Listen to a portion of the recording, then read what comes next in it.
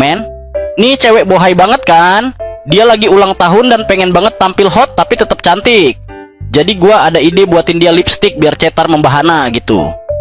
Tapi tahu bahannya dari mana? Dari ngegeprek kumbang kecil sampai hancur. Beneran, kumbangnya ngeluarin cairan merah ngejreng. Biar makin tekstur, tambahin telur semut. Habis itu diaduk sama lilin lebah, biar nyatu dan mudah dipakai. Jadilah tuh lipstick yang katanya simbol kekuasaan dan godaan. Makin cakep dah tuh cewek gua. Tapi itu zaman dulu bro.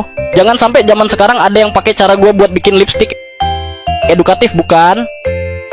Pesan moral, kalau lu cowok terus lagi nyari lipstick untuk jadiin hadiah ke pacar lu, atau lu cewek lagi nyari-nyari lipstick untuk hiasan di muka biar makin menarik, dipandang nih, gua rekomendasiin lipstick murah tapi nggak murahan. Kalau dipakai bisa tahan berhari-hari. Yang pasti bikin bibir makin cetar, membahana tapi tetap cantik, dan intinya bukan terbuat dari kumbang men. Buruan cek keranjang kuning sebelum ketinggalan, lagi promo loh.